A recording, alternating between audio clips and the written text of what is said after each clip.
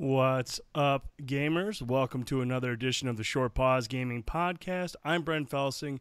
Joining me tonight, my man, my buddy, my pal, Ben Boyce. How you doing tonight, dude?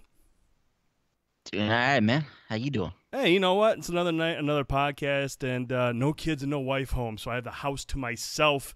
Man, Yay me, which means we'll one of be those doing. kind of nights. Oh yeah, dude, because once this podcast is done, normally I go to bed because hey, the kids are going to be up early, but since they're not going to be back till midday tomorrow, you and I are going to play Destiny 2 until 4 o'clock in the morning. Yay us. Sounds about right. As you can see, no Frankie Yeller tonight, no Bender Holt. They will be back shortly. Bender has been able to rectify his PC issues, so it's just a matter of time before we can get him back on. He's been very busy with work, so we will get Bender back in here. Frankie will be back on the next show. But Mr. Boyce, what's up with you, man? How's your week been? It's been good, man. Partly because the Megaman X Legacy Collection came out this week, so very excited to have my hands on that finally. It plays great. There's a ton of these games that I don't have a lot of experience with. You know, there's 8 Mega Man X games. So I'm looking forward to kind of getting in there and digging into some of these games I've never really sunk my teeth into. Mm-hmm. As a kid, when I had my Super Nintendo, I actually owned the first Mega Man X, so loved that game. It was one of my favorite games. So I had that one in my collection. X2 and X3 were more rare titles, and I never personally owned them. They were expensive games. So, you know, when Super Nintendo games came out, sometimes they would release for like $70. So back at that time, it was a lot of money for my young self. So couldn't afford as many Super Nintendo games as I would have liked. So games like Mega Man X2 and Mega Man X3 were things that I would have to rent or just play over at a friend's house or something like that. So to have those along with the entirety of the collection is awesome.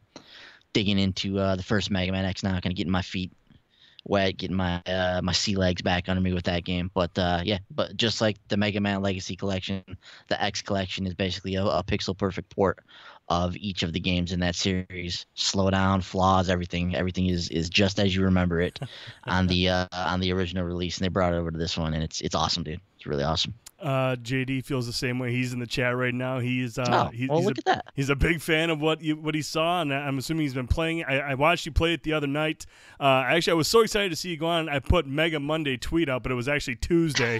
So Yeah. I was just so excited. I was like, oh my God, Mega Monday is really a thing, but it wasn't because it was Tuesday. But we are possibly looking into making Mega Monday kind of a regular thing.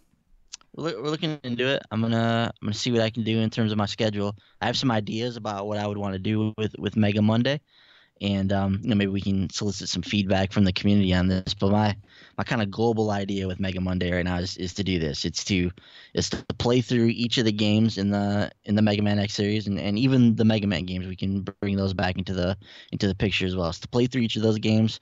Many of which I don't know in and out, so they're basically like playing new games for me. I don't know the order of the robot masters. I don't know who's weak to what. So and I'm not gonna look that stuff up. It would just be me jumping in there and trying to like work my way through these games. And then once I kind of figure that stuff out, I would like to feature the challenge modes at some point.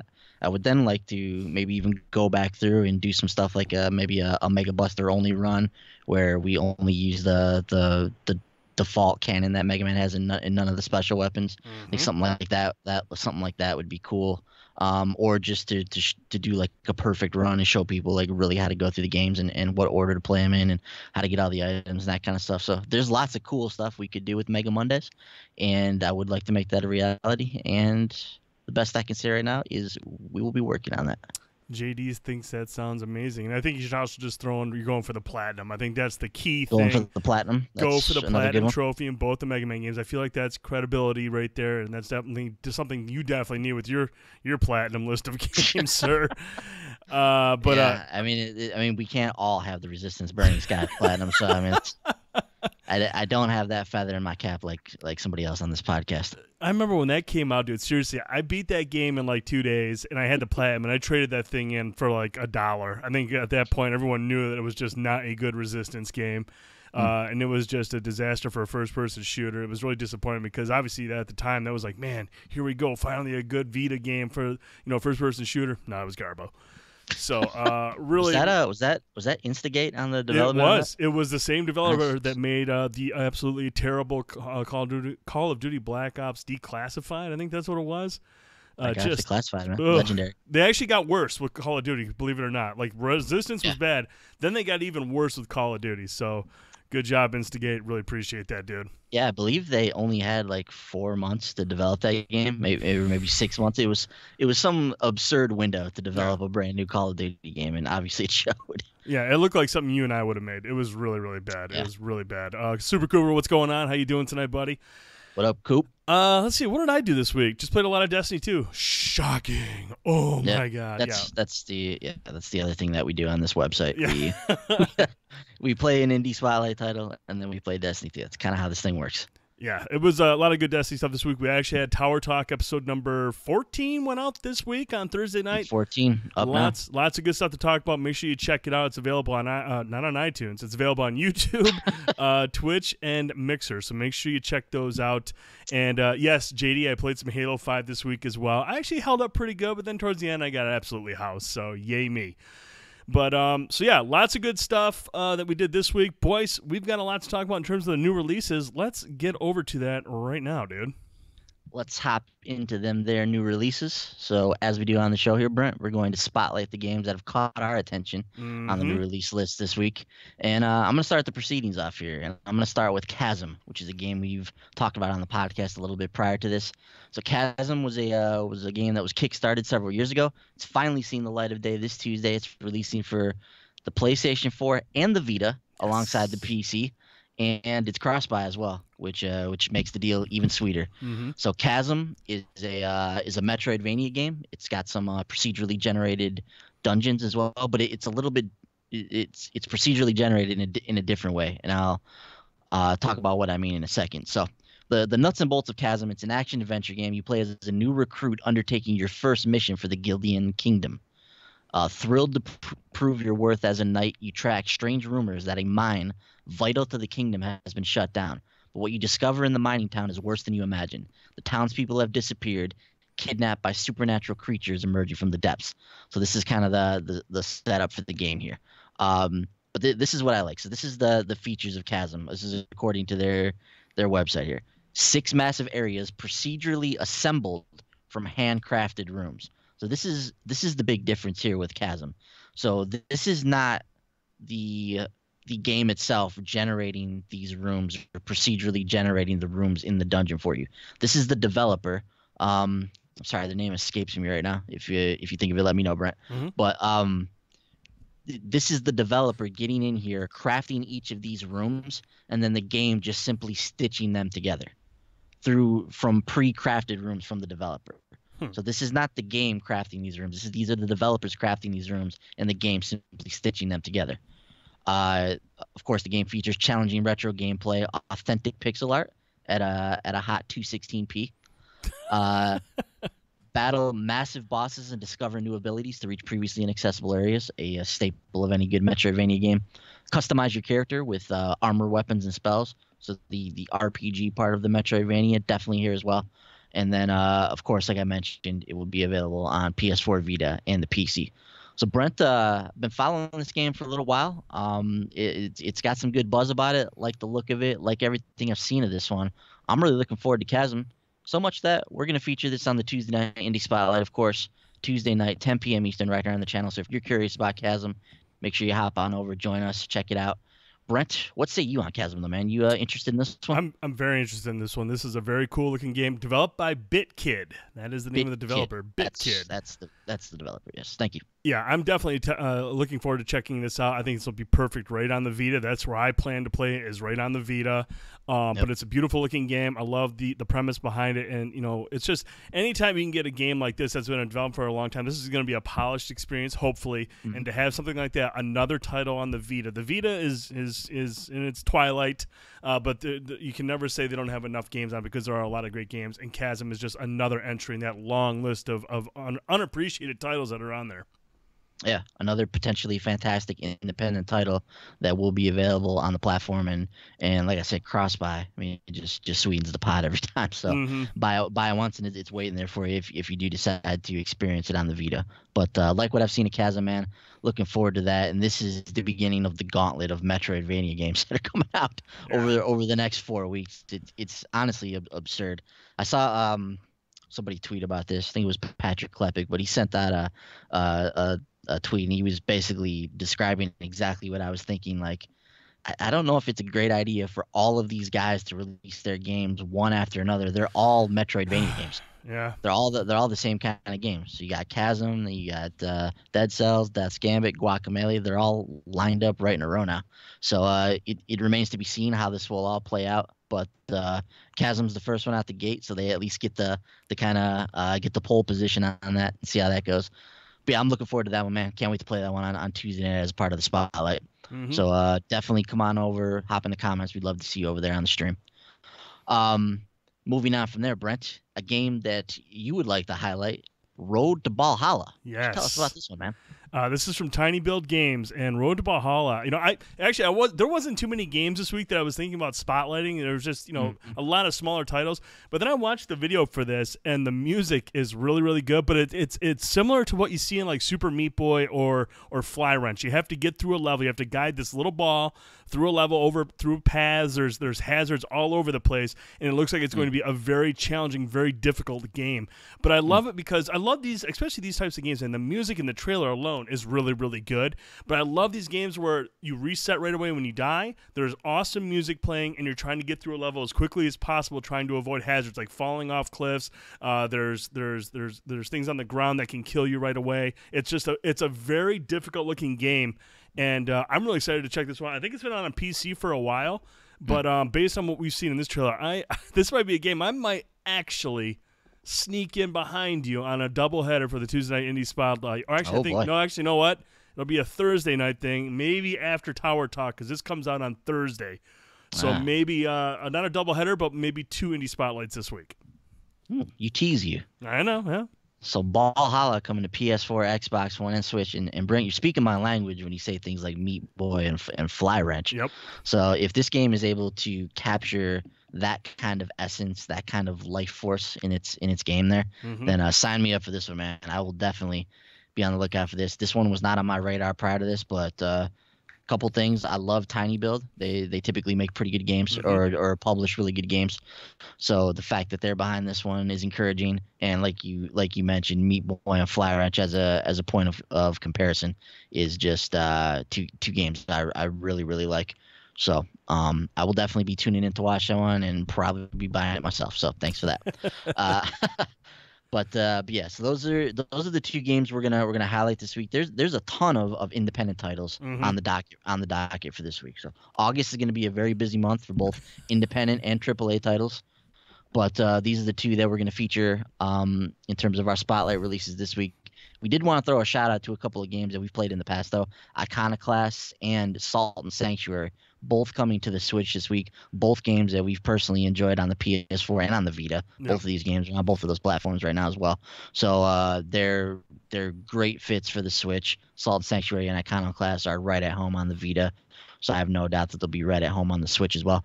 And for Frankie, we're gonna shout out Guns, Gore, and Cannoli 2. Yep. So he was a big fan of the first one, Guns, Gore, and Cannoli 2, coming to the Switch this week as well. If you're curious, definitely get out there and check out the entire list of titles that are coming out this week via the drop on PlayStation blog or next week on Xbox on the Xbox blog, and kind of see what's coming out, because there's a lot of really cool looking stuff. We can't spotlight it all.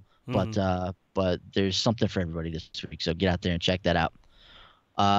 Other than the spotlight titles, Brent, the other big news we got this week in terms of releases is not really a release, but it's a release for Games with Gold members. We have the August Games with Gold titles, and it's a pretty stellar lineup this month. So starting things off with Forza Horizon 2. Will be hitting the Xbox One, or it'll be available August 1st through August 31st. For Honor, the other Xbox One title in the mix this week, you'll be able to nab that starting August 16th and going through September 15th.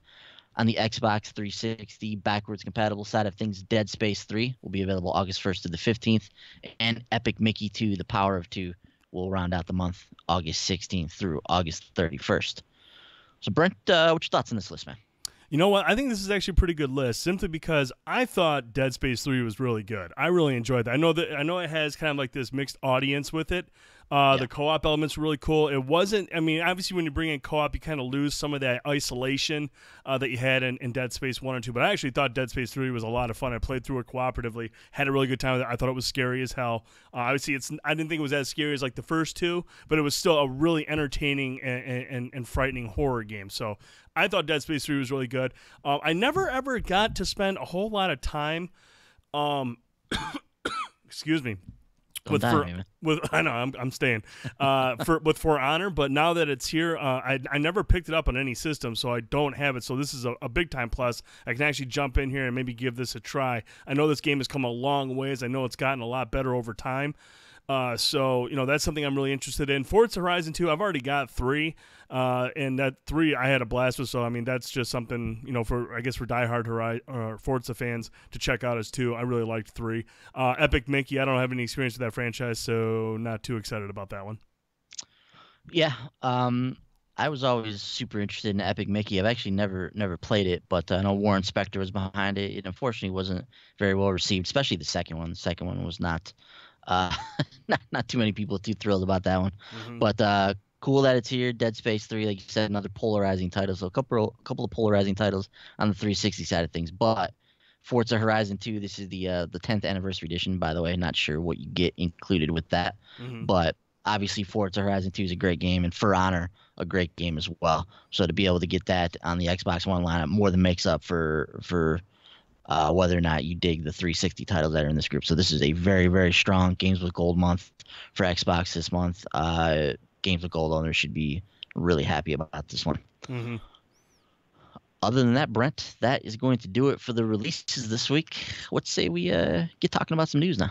Yes, and we're going to start with some more news. I mean, here we go, dude. I mean, basically it started at E3, and now every week we've got stuff regarding next-gen consoles. We've got more information about Microsoft's upcoming console codenamed Scarlett, and this comes from a report from Thurrott. Is it Thurrott or Thurrow? I'm not sure how to say that. I think it's Thurrow. Thurrow? Okay, I'm gonna say Thurrow or Thurrott.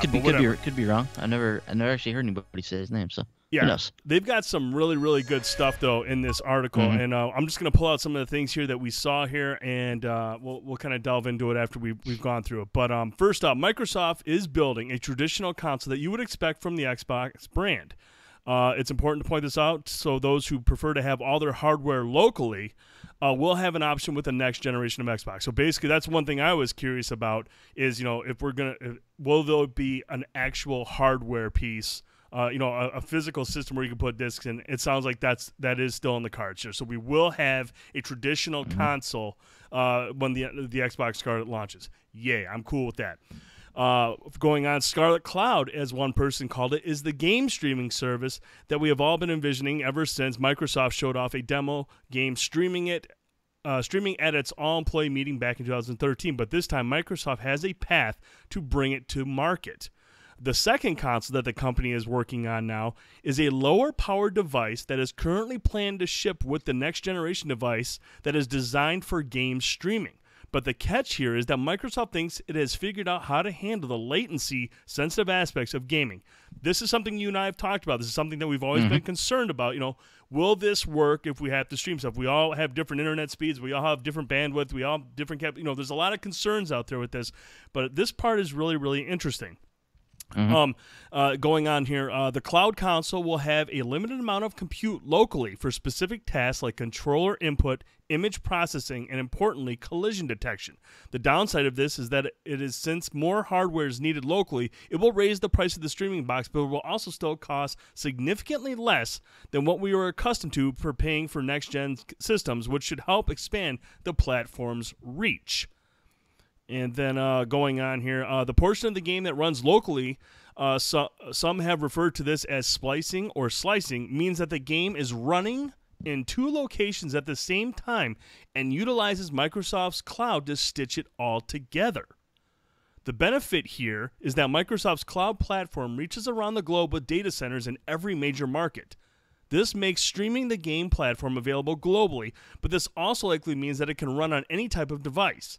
Of course, Microsoft would love you to buy their hardware, but the company's end goal is that you can access Xbox from any device, anywhere, and Scarlett Cloud is looking to deliver on this idea. One person familiar with Microsoft's plans said that this may reduce latency in all aspects of the game as well. If a multiplayer game is using Azure as its central server, Scarlett Cloud Console will be closer physically to the multiplayer server, resulting in less latency.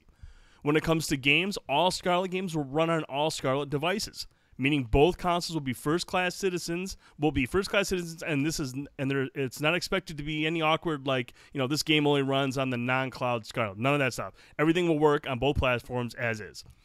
And then finally, the cloud version of Scarlett is further along in development cycle than the traditional console that will be released in 2020. This device does make me wonder if it has any relationship to the Xbox Hobart streaming device that was nearly released 2 years ago but was canceled late in its development cycle. So that's everything from this report. Now, the thing that interests me, dude, and I'm really kind of excited about this, is the fact that Microsoft seems to have in place a way to alleviate the concerns with latency. And now, at first, we sit there and we say, we're not ready for this. There's no way we can do this. But man, when you look at Microsoft, and they have so many brilliant engineers, they have so many smart people working at Microsoft. Eventually, we're going to have to evolve into where streaming is like a viable option, where it will really work well. I mean, you look at PlayStation Now that launched a couple years ago. It wasn't terrible, but I felt like it was you could see the potential. You could see the potential. It wasn't ideal, but eventually, boys, we're going to have to get to a point where this does work, right? And with the way they have these server farms set up, and they have all these things here, maybe Microsoft is onto something with this, dude. Maybe, because I don't think Microsoft is going to go all in for this unless they know for sure that this thing will be an optimal gaming experience through streaming. I want to get your thoughts on what we heard from this article, what we learned from it, and I want to get your thoughts on that right now. I agree with you 100% on this. I don't think that Microsoft would put their cart behind this horse if they didn't believe that this was at a place where it was viable, for people to buy their console and stream their games. Like I seriously doubt they would try to release something that didn't work that great. So the next question after this is, okay, well, what type of internet connection does this require? Does this work on a standard regular connection? Do we have to have maybe the higher package that our service provider offers to us? Do we need I doubt we would need something like a fiber or anything like that, because those aren't available everywhere, and they're expensive. So that's the next question. Okay, well, can we run this on just our regular like average Joe internet connection?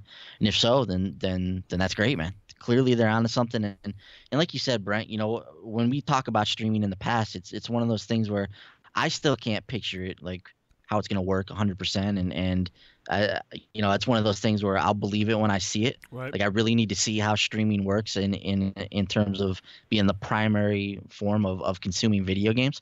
So I still need to see it right in front of my eyes. But yeah, I'm with you in the fact that if Microsoft is getting behind this, if Microsoft is pushing this, and they're going to put out a console that is strictly streaming, then I do believe that they're on to something. They have something figured out with this. So I'm very curious to see how that works. And then the next step after we figure out what type of internet connection we need, it's okay, well, how does this affect the gaming? Is the resolution going to be significantly less? Is it going to be just like playing these games on the standard Scarlett device, on the streaming device? Is it going to be the same thing? What concessions are going to be made? So that's all stuff that needs to be answered, and how much is the subscription going to be to play these games in the cloud? Like that's another thing we'll think about. Is this simply like a Game Pass service that you sign up for? Obviously, if you do opt for this kind of console, like you'll never really own any of these games. You're simply just streaming them off of whatever service you're buying them off of. So yeah, it's going to be very interesting, because if they're positioning Scarlett as, okay, here's this new box, it's $500, you get this, it's got all the latest technology built right into it, or you can buy this other box for maybe $150, $199, something like that. You can pick this thing up and it plays all the same games. You just don't own any of them. You just have to sign up for the subscription service. So Yeah, I'll be very curious to see how the market reacts to that. Because if you buy a $199 streaming box and it's $300 less than like the main console, let's say for instance, and then you pay a $10 subscription for however many years, it eventually a couple years down the line, you're going to arrive at the price you would have paid for the main box. Mm-hmm. And is that something people are going to be interested in? So Mm-hmm. there's lots of questions, lots of things that still need to be kind of parsed out here. But yeah, I'm interested to see what Microsoft's all about. And like you said, Brent, and we talked about this before. The industry's bullish on this. So Microsoft, Eve, with Ubisoft has come out on several occasions and be like, yeah, streaming is the future. The next 5 years, like we're gonna be there doing this. And we've talked about how it's hard for us to believe it, but hey, if these guys are getting behind it and they figured something out, then we better get ready for the future sooner rather than later on this, man. Yeah, because I mean, if anyone's going to come out with some groundbreaking tech, some incredible tech, Microsoft has the DNA to do that. They have the pedigree. They've done it in the past. They know how to deliver like really like shocking. Like, oh my god, I can't believe this thing actually works. So that's really, really cool. Optic Ghost, welcome. It's Optic's first live show. Welcome, Optic. Good to have you here for a live show. What's up, Optic? But boys, here's the one thing. Like, here's the thing that I thought was most interesting. Like really getting into the nitty gritty of the streaming system is this quote right here: "The portion of the game that runs locally, some have referred to this as slice or splice, means that the game is running in two locations at the same time, and utilizes the Microsoft's cloud to stitch it all together." Yeah. So that's interesting. I mean, you're going to have the game running at the server wherever it's at. And you're going to have another version of the game running locally. Obviously, it's not going to be a native version, but it's going to be running locally. And then they use that internet connection to kind of stitch everything together. And because the server farms are in just about every market now, it's going to be, the distance between you and the server is going to be very minimal, or as minimal as possible. And just the fact that they're going to be stitched together, whatever that means, that's something I've never heard about in terms of like streaming. That's very, very interesting to hear that. Yeah, I mean these engineer guys, like you talked about, like these guys are crazy, and it's hard to follow and process how they even come up with how to do this stuff. But from what I can gather from this, it sounds like all of the heavy computing, all the heavy lifting will be done off-site at the server, and then locally the box will do things like controller inputs and things like that. Like it'll just have a very, very few computational things that it's doing right here at the local level to make the game run smoothly, and then somehow with the cloud they stitch all that together, and that's what allows them to run this into this cheaper box that you don't need the massive console for. They've got the big supercomputer servers like doing all the heavy lifting with this stuff. So and like they talk about in here, that you might not even need that device at either at launch or at some point in the not too distant future. You might be able to just tap into the Xbox app on your TV, on your PC, on your phone even. Who knows? But like they said, their vision is for you to be able to get Xbox or access it from any device. So I guess that's the other part of this too, Brent, is if their goal is for you to access Xbox on any device, just how necessary is this Scarlett Cloud? Is this simply going to be like a 1-2 year kind of stopgap until they can get this thing out to all the devices that they want to get it into? Like, what does this entail exactly?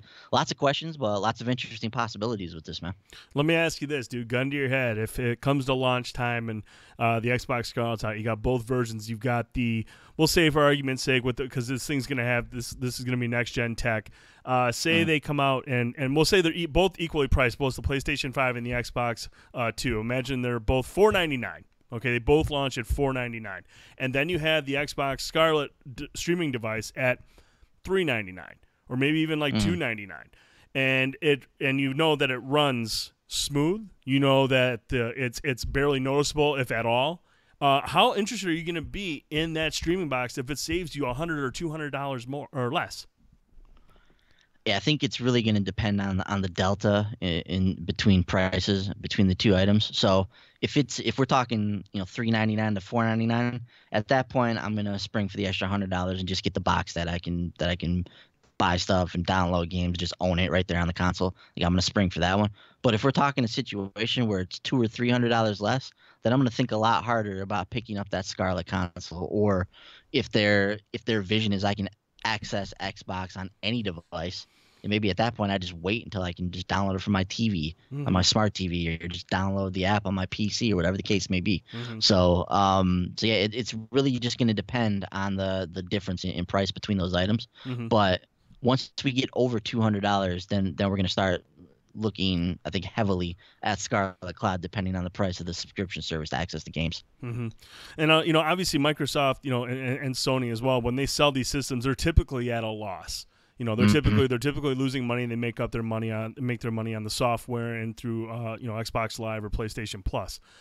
Do you think that if this streaming box works as promised, as we all hope it does, do you think this affords Microsoft a little wiggle room to maybe, you know, if they want to go heavy with like the specs in the actual physical box, do you think that allows them to say, hey, look, we're going to put this out here for $5.99.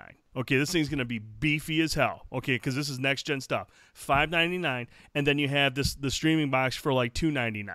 And obviously, there's going to be people who want that tech, who, you know, the hardcore people, they don't mind paying that money for a beefy system. Do you think that gives Microsoft a little room to charge a little bit more for that physical box, so they're not losing too much, or do you think they would still take a pretty heavy hit if they had to?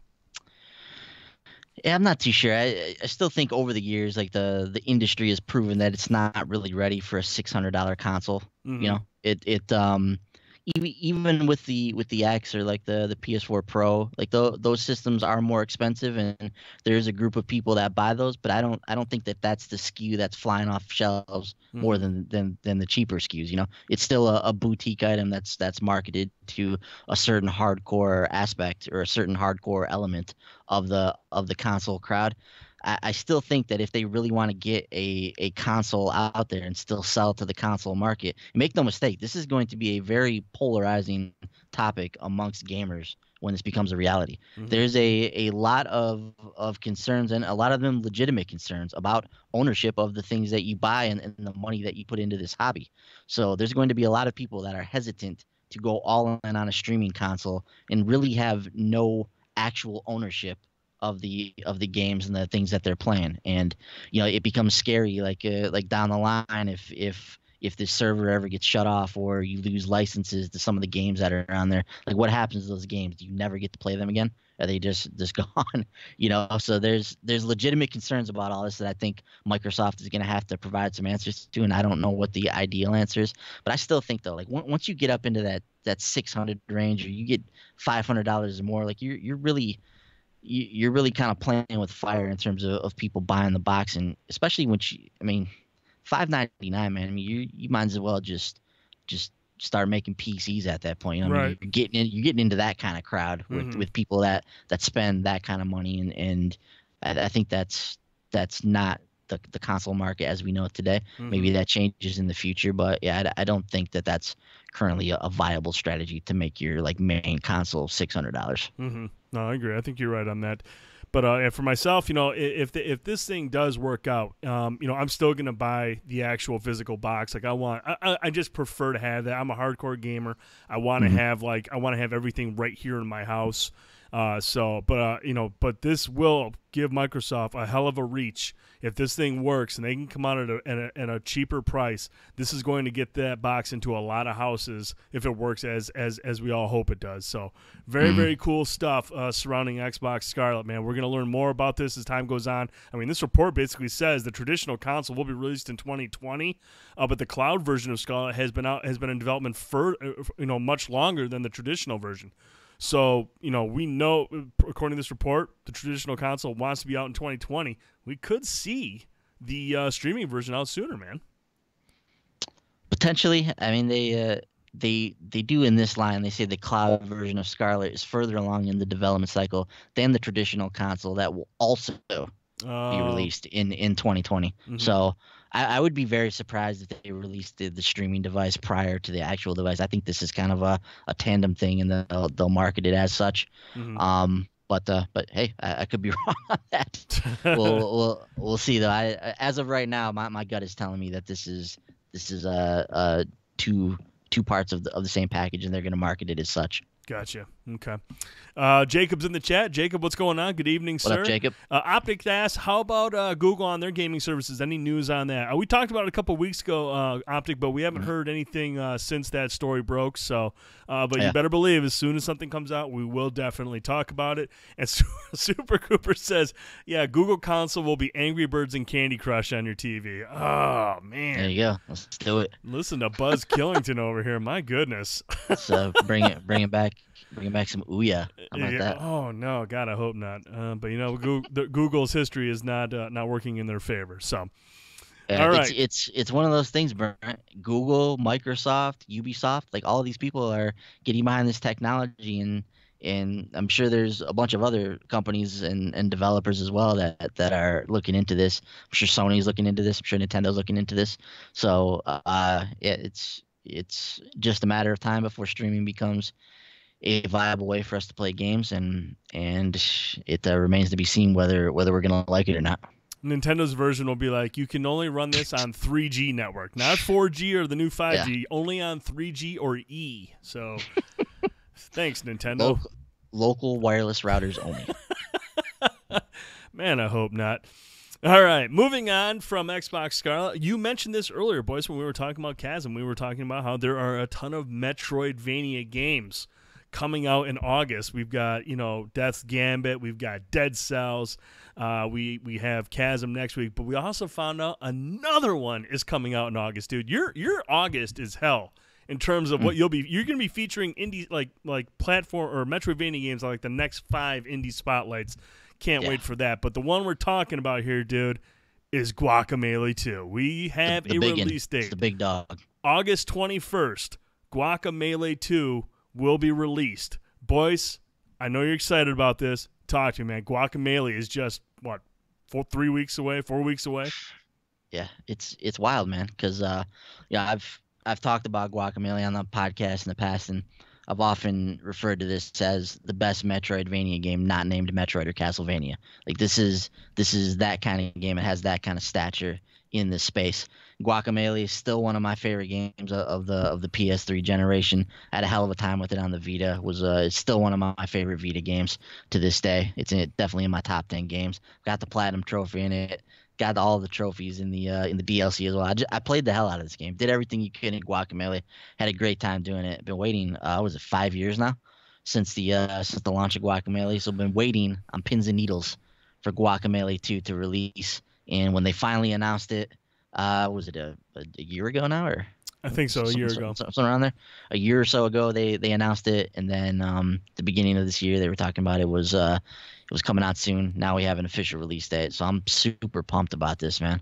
And then like we talked about earlier, Chasm, Dead Cells, Death's Gambit, Guacamelee 2, all right in a row. It's 4 of the same genre game right in a row, and unfortunately, man, I just think somebody is going to be like the odd man out, or a couple people are going to be the odd man out here. I don't know that every single person is going to purchase every single one of these games that's interested in this genre. And I think Guacamelee is pretty safe. That's a pretty big name in this space, but I do wonder if things like Dead Cells a pretty big game from its early access days, but do things like Chasm and things like Death's Gambit get lost in the shuffle here amongst its higher profile brothers that are coming out around the same time. Mm-hmm. So I'm a little bit worried about that, but that doesn't defeat the fact that all of these games look rad, and Guacamelee 2 looks just freaking awesome. I cannot wait to play this game. Yeah, out of those games that you mentioned, I would say that Death's Gambit is probably the one that's in the most unfavorable position. I mean, Chasm gets to come out before all of them, so that puts Chasm in a good position. And then you got Dead Cells after that, which everyone's really, really excited about after its performance on PC. Then he kind of got the hype building for Guacamelee 2, and then right in between that is Death's Gambit. And Death's Gambit is a much lesser known title. Doesn't mean it doesn't look good. I mean, Death's Gambit looks really, really good. Yeah, it looks really good. Yeah. Maybe even the best looking one of the bunch. Yeah, but in terms of like marketing and the word of mouth, Death's Gambit I feel like is in the position where it could be the one that gets lost in the shuffle. Hopefully that's not the case. Hopefully there's just a huge surge, a huge craving for Metroidvania games, because these all look absolutely fantastic. Yeah, definitely. And the one thing that we've talked about too is it seems like with all of these awesome games going out, like PlayStation would have some kind of summer promotion Yeah, like they where always is that, do dude? Where around is this that time. this year? And the thing is, I think it's coming. They just haven't officially announced yet. Because if you go on the PlayStation Store, and I was talking about this with Frankie, but all of these games are on there with a 20% pre-order discount. Mm-hmm. Chasm is on there with a 20% pre-order discount. Dead Cells is on there with a 20% pre-order discount. Death's Gambit and Guacamelee 2 are on there with a 20% discount, pre-order discount. Flipping Death, Zoink's new game, comes out in this window as well. 20% discount right now if you pre-order it. Pizza Titan Ultra, this crazy looking game about a dude in a pizza delivery guy in a mech suit. That's on PSN right now with a 20% pre-order discount. So there's all of these wicked cool looking independent games that are on there with a 20% pre-order discount now. So I think that there is a promotion going on, and they've already kind of built it into the pre-order pages for these games. It's just a matter of time, possibly on Monday, like prior to the release of Chasm, maybe we'll see the official announcement of this promotion, what games it's going to entail. But it looks like there's going to be a wealth of games in August, a wealth of awesome-looking independent titles in August that are going to have 20% pre-order discounts on them. So that will help soften the blow of all of these awesome games coming out back to back to back. But August, dude, August is like going to be an independent, like just Lollapalooza. I mean, it's going to be some. There's going to be some exciting games on there. There's going to be a lot of stuff to play, and good times, man. Yeah, and it makes sense that we're getting all these games in August because, dude, after August, I mean, good luck to any independent title coming out in September, October, November when we have the gauntlet of AAA titles. I mean, it doesn't surprise me that we're seeing this last surge of like big-time indie titles. These are big indie games with big indie budgets that are trying to get out there before people start shelling out the big bucks during the crazy fall that we have ahead of us. So. I hope all these games do well. I mean, obviously, bringing out games like Dead Cells onto the Nintendo Switch will help it there because the Nintendo Switch is just an indie machine. And I feel like anytime everyone jumps into a store onto the eShop and they see one of these big time indie titles, they're like, "Yep, I'm getting it here. I'm gonna pick this game up." So. I don't know. Is Death's Gambit headed to Switch? Do you know, or is Death's Gambit is a PS4 exclusive as of right now. I think it might. I'm not even sure if it's on PC. I have to look that up, but I know it's for sure only on PS4 in terms of the consoles. Okay. Yeah, it'll be interesting to see how this plays out, man. August is going to be huge for indie titles, and they're all going to be cannibalizing one another, especially in the Metroidvania genre. Yeah, it's funny. Like you said, it's funny how we have like the gauntlet of AAA games in the fall. Now we're about to go through the gauntlet of independent games in August here. So it's a great time to be a gamer. There's so many awesome games at just right within our grasp, but got to find the time to play them all, man. That's the problem. And speaking of Dead Cells, I want to let everyone know right now there will not be a podcast next weekend. However, Frankie is in the middle of reviewing Dead Cells. We were able to get a code for that, so he's playing through it. And I believe next weekend, I think Friday, the embargo list for video. So I think either next weekend or possibly on Monday night, Frankie is going to do a kind of an indie spotlight featuring Dead Cells. So we'll definitely have some gameplay up. So even though we won't be live next weekend, there will be a Tower Talk. But I would definitely stick around to the YouTube channel because Frankie will be streaming Dead Cells once the video embargo lifts next week. So make sure you stay tuned for that. Can't wait to see that game in action. Dude, I've always wanted to play Dead Cells. Frankie's making his way through it right now. So, all right, moving on from Guacamelee 2, let's talk a little Fallout 76. We have found out now the beta will begin in October. The Fallout beta, which stands for Break It Early Test Application, will begin in October, and Bethesda will be, quote, selecting people who have pre-ordered the game from a participating retailer. Interesting.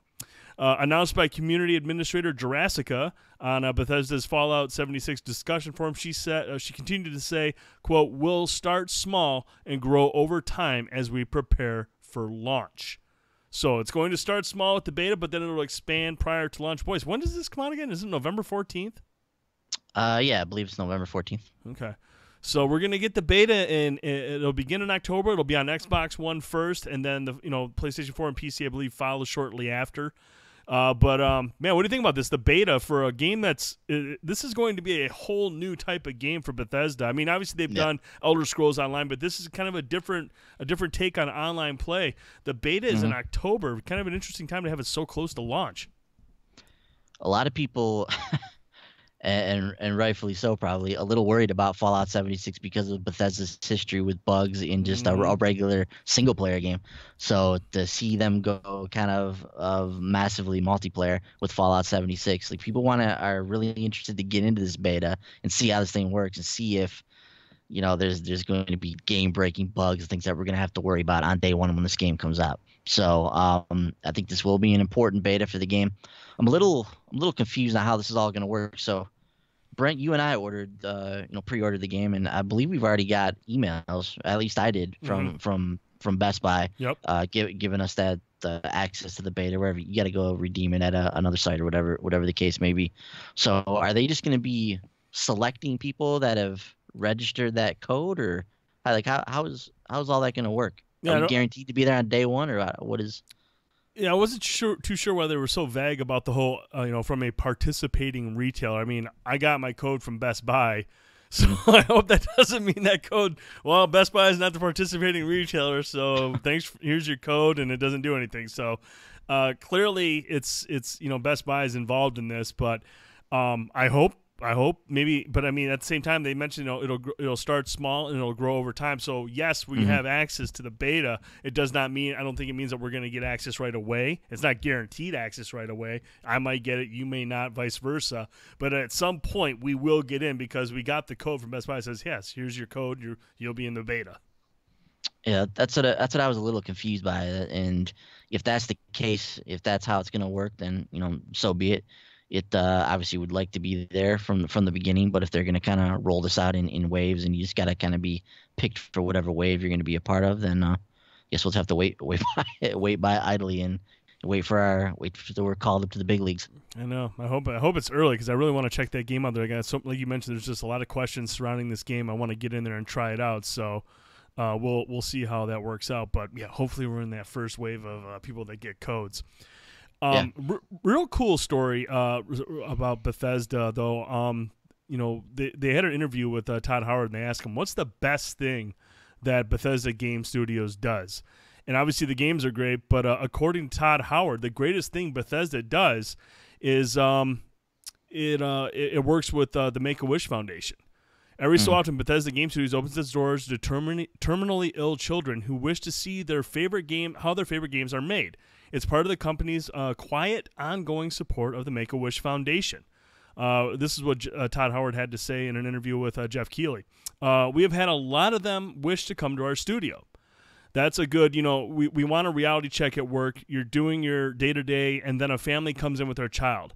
They can wish for anything, and they've come to your studio because they want to see how you make their favorite games, and they want to play it. It is by far the greatest thing that we do. We don't talk about it a lot. I am now, but it's a private thing. The one takeaway is the family, because they always come in with their family. They think it's just fun. This is what my child wants to do. But then they see this operation of hundreds of people and what we're doing and how passionate we are, and they leave with this new connection with their child, and it's seriously magical. It's the greatest thing we do, end quote. That's really, really awesome. I mean, you look at, you don't see that side of the gaming industry. You don't see that side of a lot of developers. Yes, there's a lot of cool, 24-hour streams that go out there that go towards charities, but it's not about the recognition for doing something like this. And I like how Todd mentioned it's not something we talk about. We're not doing it for the attention. We're not doing it for the recognition. We're doing it for the moments. We're doing it to see the reaction to the child and their family, and to kind of give them that, and not celebrate it to everybody just for attention. It's more to that than them, and I think that is really, really cool. I never knew this about Bethesda, and a lot of people don't know that about Bethesda, or a lot of these developers or publishers. They do a lot of cool stuff like this, and this is just a wonderful story right here. Yeah, man, I echo everything you said, and like you mentioned, this is a side of the video game industry that we don't often get to see. I think the professional sports and other outfits out there, like they broadcast a lot of the charitable work that they do in the organizations that they're partnered with. It's a big part of, their messaging for and their advertisement for their sporting league or whatever. But video games, we don't often get to peek behind the curtain and see this kind of just really like human moment to moment stuff.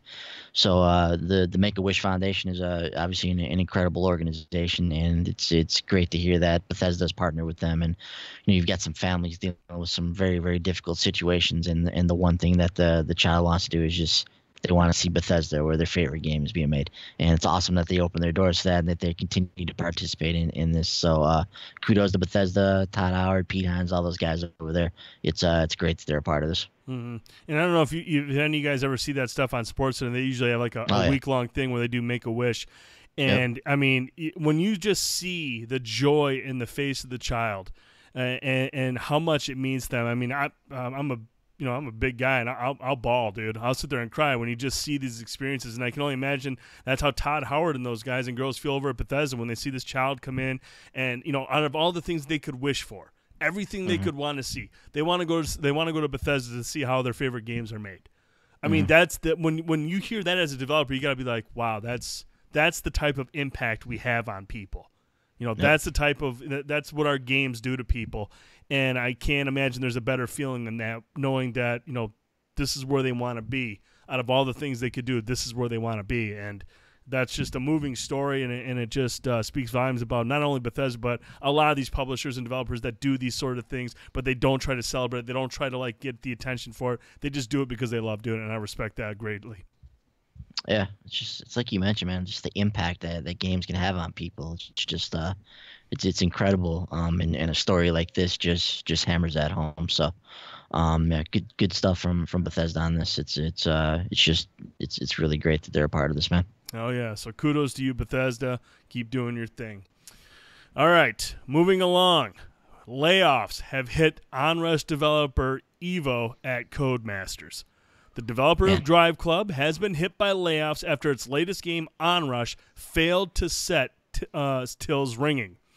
Drive Club and Onrush director Paul Ruchinsky, the face of both games and the studio itself, is among those let go. Multiple sources close to the studio have confirmed to Eurogamer alongside other senior members of the team. Previously known as Evolution Studios, the Cheshire-based outfit was acquired by Codemasters in 2016 after former owner Sony kind of got rid of the developer after what happened with Drive Club. Sources describe the studio as having been decapitated by these redundancies, with senior staff and lead creatives fired or required to re-interview for positions, although some junior staff are also affected. Sources also said the feeling among remaining staff was the team would now work as a support studio for other Codemaster titles or on less risky projects. Others mentioned long-term problems and a lack of communication between the Evolution team and the wider Codemasters entity it had found itself a part of. Onrush launched for PlayStation 4 and Xbox One on the 5th of June and quickly sank from the UK physical games chart without a trace. It charted in 34th place during its launch week, then never reappeared. And then get this, dude. According to this is an incredible stat right here. This is disgusting. I feel terrible. According to a source, Onrush sold just over 1,000 physical copies during its launch week in the UK. The fact it never appeared in the chart after that week did not bode well. Dude, first of all, Codemasters is based over there, okay?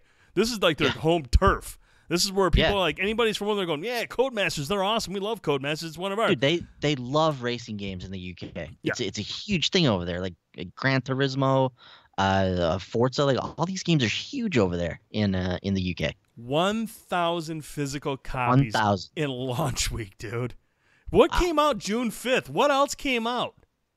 I have no idea, man. No idea. So, man, just dead on arrival.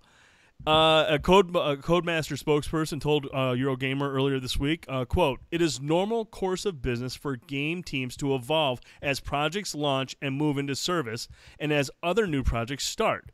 As such, it isn't appropriate to comment on day-to-day movement of staff changes," end quote. So your typical public response is just kind of like, whatever. Typical PR deflection. Yeah.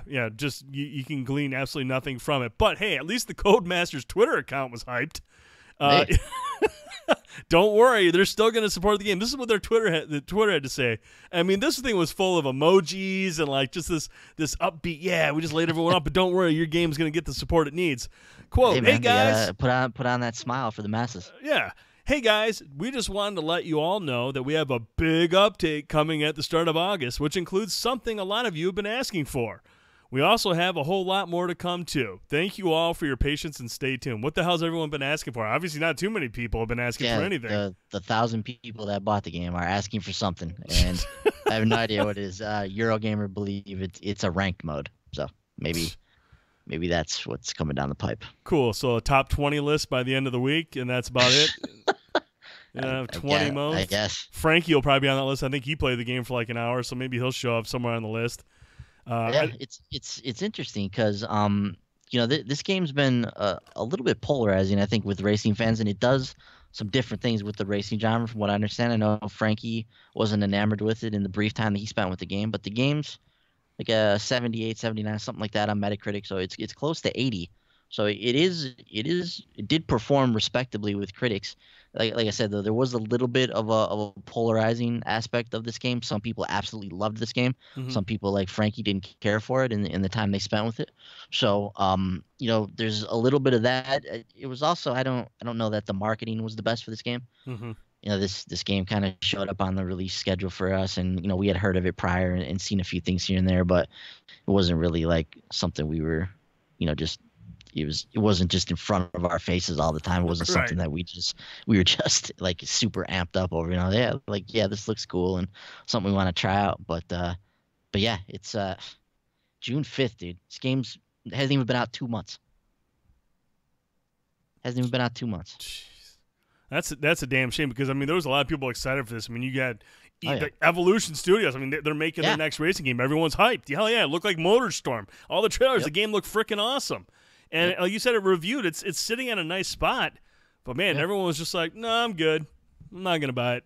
And that's a shame. I mean, that's crazy because racing is still driving games are a big. They draw a lot of water on consoles, and for whatever reason, Onrush just crashed and burned, and it never made it out of the parking lot. Yeah. And a couple things came to my mind with this, Brent, and one of them you just alluded to there, but it's like the racing genre itself. So you have your staples like Gran Turismo, like Forza, like even Need for Speed continues to come out, and I would assume they sell that game because it continues to come out year after year after year. So you've got those games, but it seems increasingly tougher for anybody outside of those like tentpole racing franchises to get a game into this space that resonates with people. It's just the driving genre has always been a little bit of a niche genre. I think when it comes down to it, obviously like I mentioned, the big like first party driving games generally draw millions of people and they're big crowd favorites. But there's a lot of these games that are just like niche, cult classic titles when in the racing space when it's all said and done. So I as we move along here and development costs continue to rise, I do wonder about the viability of the racing genre and if somebody's going to be able to figure out how to break in outside of the big tentpole racing franchises. So there's that, and then I also wonder about just where this industry is moving, man. Like how sustainable is the direction that we're going with development right now, specifically AAA development? Like when you have a game that's been out for less than 2 months, and it requires you to lay off all of the senior staff because the game performed so poorly, or you have a game like The Culling come out and 8 days later it shuts down. And we've seen stories like this, increasingly more stories like this, Brent, in the last like couple of years in games where a game will come out and it doesn't last, but a couple months. Think back to Marvel Heroes Omega. I was out a couple months before that closed down. Kill Strain with Sony, that was an experiment that kind of failed for them. So I don't want us to get to a point where we're just not sustainable in the way that we develop games anymore, and it just puts in jeopardy the ability for us to get these like unique games or to push the AAA space. And that's one of the cool things about independent development. Like we're going to continue to get these great game ideas and things that people can develop on a smaller budget and a lot of really interesting creative stuff going on over there. But we want to see that in the AAA space as well. Like we want to see these big budget titles be able to push the envelope and keep doing creative things. And I just hope that that we're not getting to a point as an industry where that might not be viable in the future if we continue down this path. Yeah, and it makes you wonder, dude. I mean, everyone, we always talk about it, but you're starting to wonder just how much of an impact these budgets have on these games. And the fact that we're still sitting at $60 per title. I mean, the cost of the games being made are going through the roof. These are expensive games to be made. And we haven't raised the price of how much these games, sell for. So, I mean, there's got to be some risk with the bigger the budget. I mean, you look at Mass Effect Andromeda. That's Mass Effect, and that thing's on ice for who knows how long. Because if it doesn't sell right away, you're dead. And that's what happened with Onrush. And that's going to be a thing that's going to happen for a while, dude, until we figure out, what are we going to do with the pricing of these games? The budget's going up. We're still sitting at $60. And then people were wondering, why? Well, microtransactions. Why do we have microtransactions? That's why. Because they need to make some money on the side to sustain itself, to justify the cost of these games. Because as the tech gets higher up and better, the price is going to go up higher and more to make these games. So, I mean, if a game doesn't sell, if it only sells 1,000 copies on launch week, dead. Goodbye. You get shut down. That's exactly what happens because they do the budget.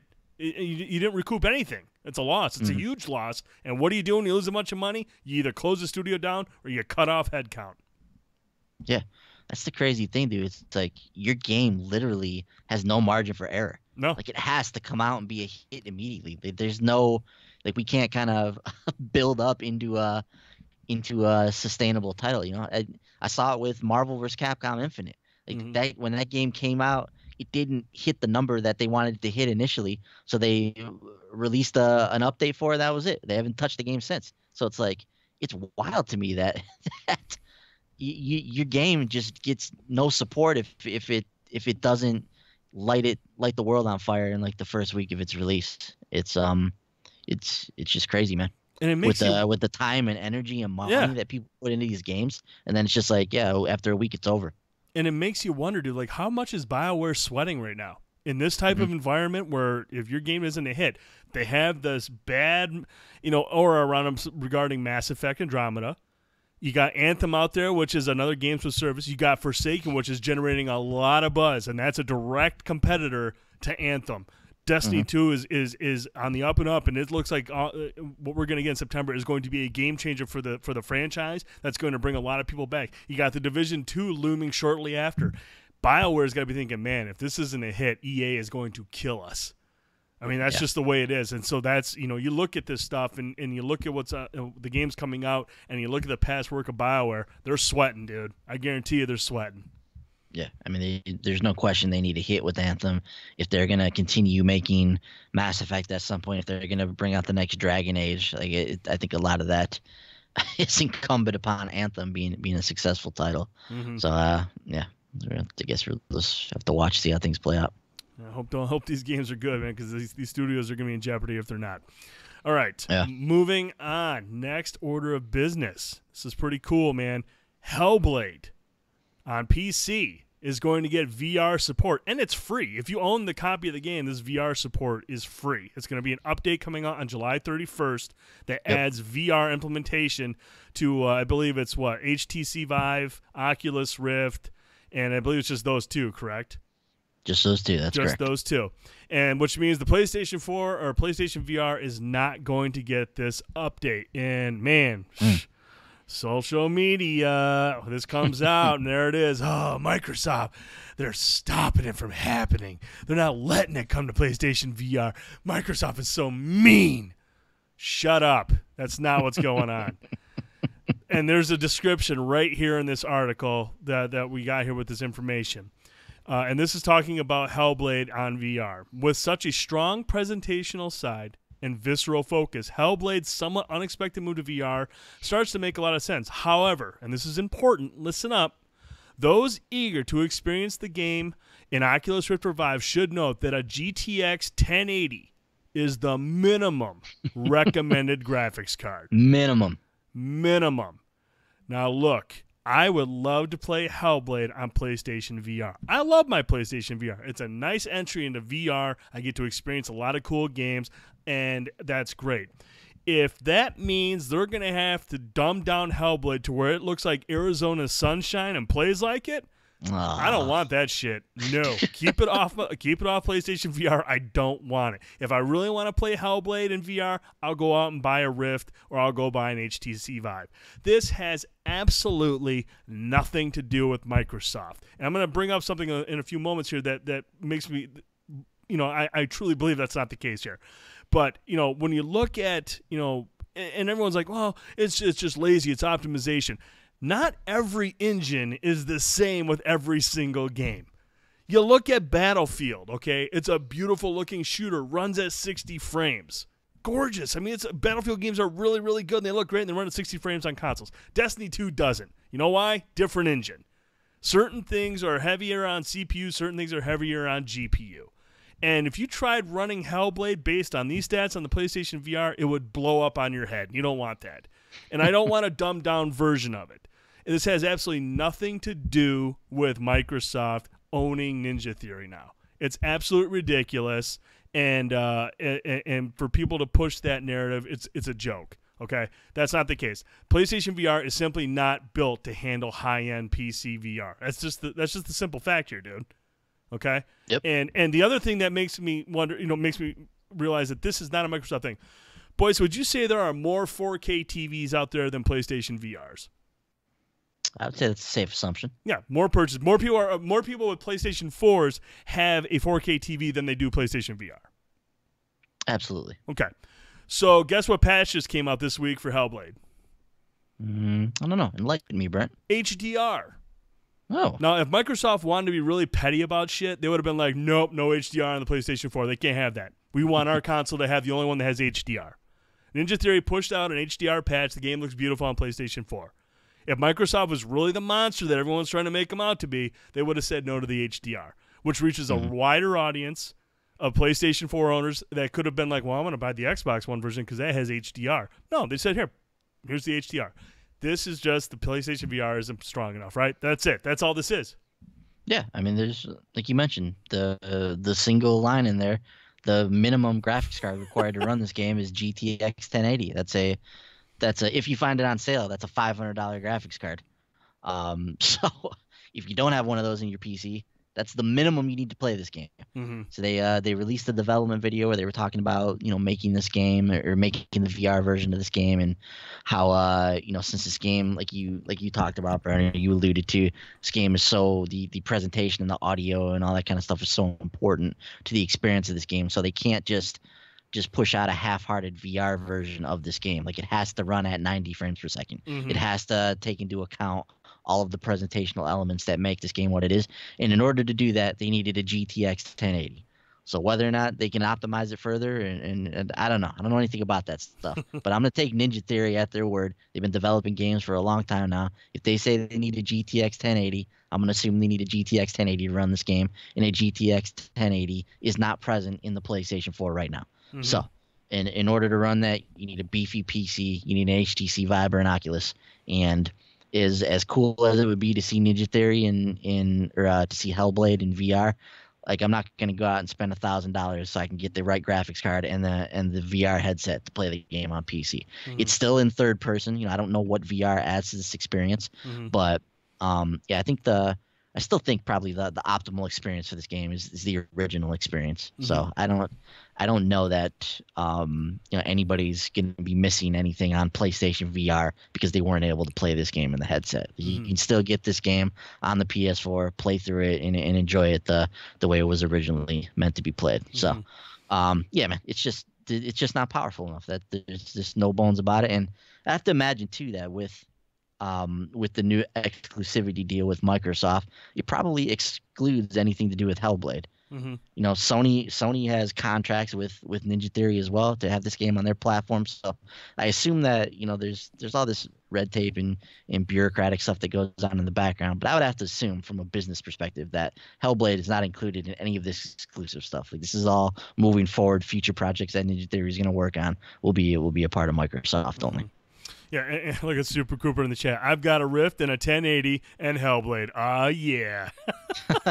There you go, man. Yeah, Coop asked, I just wonder if it's still going to be in third person. Yes, it is. There was a gameplay video that came out. Yep. It's going to be third person. But, I mean, it will be a cool experience to try it out in VR. I would love to try it out because, that is such a beautiful, immersive eerie world and some of the level designs are just incredible. To be able to stop there for a second and just kind of look around and take it all in and be in that world behind Senua as you're laying waste to everyone in front of you, that's still going to be a pretty cool experience. I think it'd be really nice to be able to pop it on and kind of be in that world for a little bit. But third person, it uses head tracking for the camera movement. So just so everybody knows that. Yeah, so it should be a really cool experience. Super Cooper, and obviously, hopefully, you get a video up because I would love to see how it works and get your thoughts on it, man. So, yeah, I'm really excited for this. I'm glad it's coming out, but it's the reason it's not on PlayStation VR, it's simply not powerful enough. But it's okay. There's still a lot of great games on it, and no, Microsoft isn't the bad guy here. Boys, there is actually something on this outline that I didn't even see, and I don't know if you wanted to touch on it or kind of give us an idea what it's about, but it's regarding the current state of VR, and HTC is fighting back against this whole VR is dying claims. Yeah, so I thought it would be interesting, Brent, as we're talking about VR here. Like, VR is kind of in an interesting space right now. Mm-hmm. It's, it came out of the blocks hot. There was, Oculus was behind it. Facebook bought them for $2 billion. So there was a lot of buzz about that. HTC was in with these cool motion controllers that were involved in this. Obviously, PlayStation was hopping into this with PlayStation VR. So when you have like Valve, Oculus, Facebook, Sony, like these are big companies that are behind VR. So at the introduction of VR, there was a lot of buzz, a lot of hype for this, and where we sit right now, like, we don't hear about VR as much as we did a few years ago. Right. We don't see as many VR games coming out. We don't see as many people talking about VR as we used to. So, one of the things that's been floating around here is this idea that VR is dying, and HTC has kind of come out in support of VR. So, this is from a Eurogamer article, but in a blog post, HTC insisted VR had a bright future despite sales dropping off, but it failed to reveal a sales figure for its own headset. The blog post was sparked by an article on Digital Trends, which looked at sales numbers as tracked by Amazon sales rank data at ThinkNum. This data shows sales for all four major players, that's Sony, HTC, Oculus, and Samsung with its Gear VR, and it shows that all four major players have fallen dramatically. Only Sony's PlayStation VR headset shows signs of life, according to the report, but it's damning with faint praise. That's not a total disaster, Digital Trends said. Rank 100 among all video game products isn't so bad, but it certainly doesn't indicate that headset is flying off shelves. Gamers are moderately interested is best. So PlayStation VR, whenever Digital Trends did this article, was sitting at number 100 in the top 100 video games on the site, which you can pour over on there. Mm-hmm. HTC, Brent, clearly annoyed by the report, said sales of the Vive dropped off because it's sold out. Vive is paced at its highest sales velocity of all time for weeks on end, and we sold out, HTC said. For a consumer electronic product in its third calendar year, this continued trajectory is nearly unheard of. Don't worry, though. We are ramping up production of the original Vive, and units will continue to roll out online and retail over the coming weeks. HTC went on to say VR will eventually grow in popularity. More and more, as people begin to understand the possibilities for virtual applications, word of mouth will grow, and sales will continue their upward trajectory. In the VR industry, it's important to not only move units, but to ensure that we have a growth path for customers and our business over time. Mm-hmm. HTC then quoted data from intelligence firm International Data Corporation, which analyzed VR revenue to show Vive as the market leader. It's crazy that they would reference that report. However, HTC failed to disclose a sales figure for the Vive. Sony has said PSVR has shifted 2 million units since launch, which is odd given earlier in the blog post the company complained about a lack of VR sales data, saying, quote, premium VR has solidified and ramped up over time, yet the major players have not released sales figures to substantiate the market momentum. The relative popularity of VR has been a point of contention ever since Facebook forked out $2 billion for Oculus and Valve and Sony entered the fray with fancy tech of their own, as we talked about. And back in May, Brent, Sony said that while PSVR specifically was growing, growth for the overall VR market was below expectation. Earlier in May, Oculus VR's Matt Conti told Eurogamer sister site GamesIndustry.biz the size of the VR market in 2018 is smaller than it had hoped. Quote, I'm not going to mince words. VR is still small. There's not as many headsets out there as we thought there might be a couple of years ago. It's growing, and it's actually growing at a pretty decent pace. But every decision that you make, you should be thinking about, how does this get my title into the most users' hands as possible? Some people find it weird when we tell them to ship on all platforms. We don't want exclusivity. We want VR to thrive. Right. But VR is a niche, and you don't want to be a niche within a niche. Ship everywhere. Oculus, PlayStation VR, Steam, mobile if you can. Do whatever you can to get as many eyes on it as possible. And quote, HTC at least sounds bullish on the future of VR. It takes time to launch a new technology, the company said. We're glad you're here and have invested in this journey with us. End quote. So, Brent, a lot of interesting stuff in there. And I think maybe the most damning thing in here, like the article alludes to, is the fact that HTC still won't give us any sales figures for their unit. So they're like, yeah, man, this thing's selling awesome. It's just flying off the shelves. We're sold out. We got to keep making more. But what's the figure, dude? Like, why aren't you giving us the data on this? In so much that I believe it talked in here about how they were lamenting the fact that the industry doesn't put out VR numbers more to get people excited about the momentum, and they're like the prime perpetrator behind it. So it's very interesting, and I don't know, just from a brass tacks like consumer standpoint, it does seem like VR is at a little bit of a standstill right now. It does seem like it's, you know, I was thinking when I was reading this, and I was thinking about the big games on the horizon, and things like Golem still haven't come out. Like that game was supposed to be out back in March. We don't know what's going on with that. So we've had some big titles that have kind of fallen by the wayside, and we don't know what's going on with them. And we don't really hear too much about any big games coming to Oculus or to HTC Vive with any kind of regularity. Occasionally we'll see a PlayStation blog post about a PlayStation VR game, but there's no like big titles that are driving the sales of these units right now. So I just wanted to tackle this, Brent, and kind of get your thoughts on where we are with VR right now, man, in light of everything that we just talked about in the HTC Vive article here. Yeah, you know, dude, it's strange. You know, like you, I enjoy my PlayStation VR. I enjoy VR in general. I think it's a very cool concept, and we've seen some great experiences. But at the same time, I don't really have anything right now that's, you know, kind of pulling me away from playing just traditional games. You know, I still think Firewall 0 Hour is going to be a big title. Oh yeah, not only another August game. Yeah, I know, August 28th, right before Forsaken. But that's I feel like that's not only going to be a big game for PlayStation VR, but it's going to be a big game for VR in general, because Firewall has the potential to kind of make its way into esports, which is a very big place you want to be in, especially if you're in a niche hardware. If you can get involved in esports with a solid VR experience, I think that's something that the VR you know, just the VR in general could really use right now, especially with the hot fall of traditional games coming out. But you know, there are games out there that look promising. I mean, the Persistence, the game that I pretty much have written off after the demo, which was obviously an earlier version of the game, that actually reviewed semi-okay. It was actually, you know, everything I saw was anywhere between 7s and 8s. So, I mean, you know, there were a couple of low ones in it, but it did a lot better than what I was anticipating based on my experience with the demo. So, I mean, these games, people are enjoying them. But, you know, I don't think we've gotten that one massive, like, game that, I mean, we've had great games, you know. Super mentioned Edge of Nowhere. That was a big game on PC. You know, it was a really big game on PC, but, you know, it never made its way over to PlayStation VR. And it kind of goes. It was what they were talking about. Yeah, exactly. That's what I was going to say. It goes back to the whole exclusivity thing. VR isn't in a place where exclusivity can benefit anyone just yet. And, you know, getting these games on other platforms is the only way that, you know, VR, they kind of all got to hang out and support one another for now until they get into a position where they're, you know, all thriving, and then you can start talking about exclusivity. But VR is not in that area. It's not anywhere near where it needs to be in order to start really pushing exclusivity on games.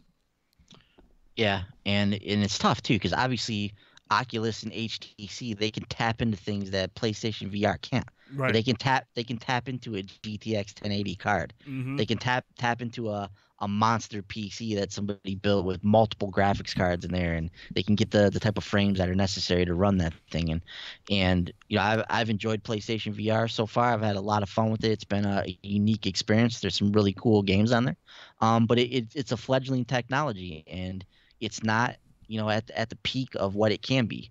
And I think with the PlayStation 5, like, we have an opportunity to get closer to, I think, what a more ideal VR situation could be. But there's some things we got to figure out for this technology to continue to grow and catch on. Part of it is just the accessibility of it. You almost have to have a separate room in your house set up for VR at all times, because it's there's just a lot of days when I come home, Brent, and I come down in the basement. I'm just like, man, I don't really want to move my furniture around, get in the back and connect the plug, because there's no HDR pass through on the original PlayStation VR. So it's like, do I really want to do all that, or do I just turn the game on and just play Destiny and just have fun? Right. It's just like there's a lot of setup that goes into it. There's a lot of wires. It's not super accessible right now for everybody. And when you do sit down and take the time to set everything up and get your room squared away, and you put on the headset and get into these worlds, it's a lot of fun. It's a unique experience, and there's some cool things you can do in there. But there's some things that got to be worked on, like I said, from an accessibility standpoint. And we need the technology to continue to improve, because we do need to see these higher resolution pictures in that, because it does affect, like, how long you can stay in these worlds, and in the case of some games like Arizona Sunshine, just makes you want to just vomit all over yourself.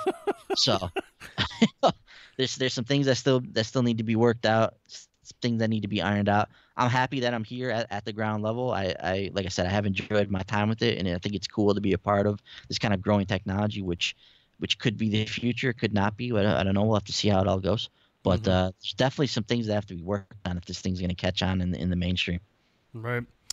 Yeah, we'll have to see what happens. I mean, like I said, I hope it does well. I think, like you said, being here at the ground level, watching this thing kind of just evolve, and I think we're at the beginning stages of it right now. This gen, I think next gen, as long as it's supported, I think next gen is where we'll really see this thing kind of flourish, really take off. But I'm happy with my purchase, and I'm happy with VR. I just think we need a few more bigger titles to really get it going.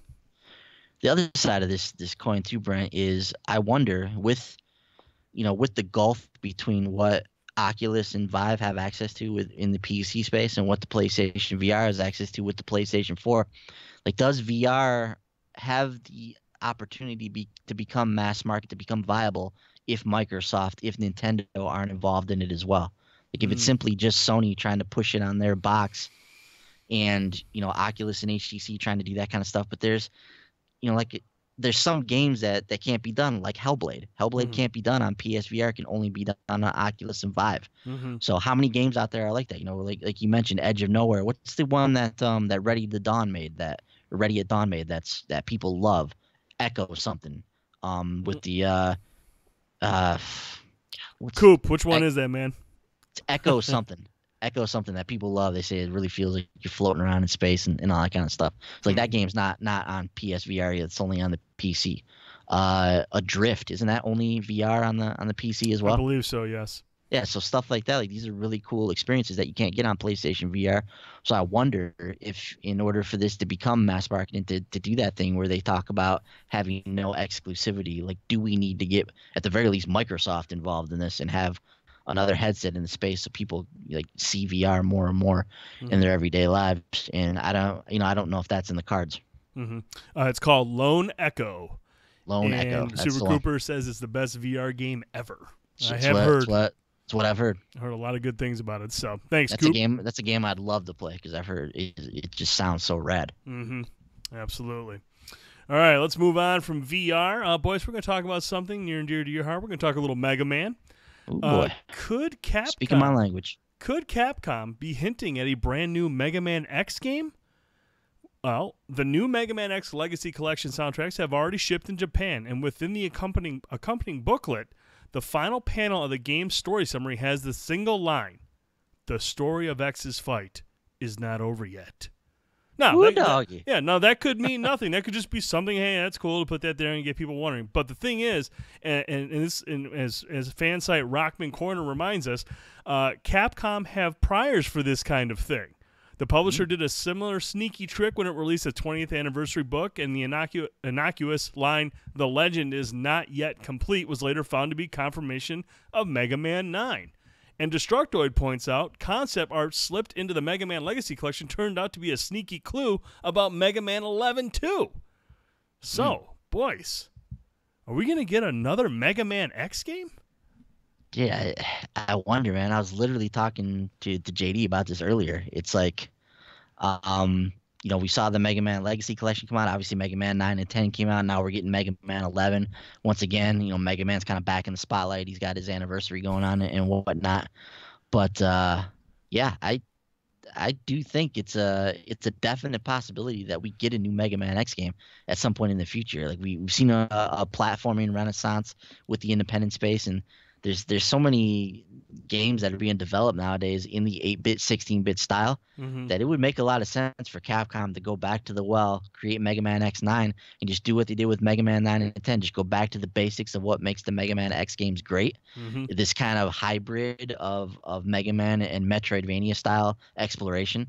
Do that, create another just classic Mega Man X experience, put that out. People would eat that up, dude. I'd be there on day one, just frothing at the mouth, ready to play that.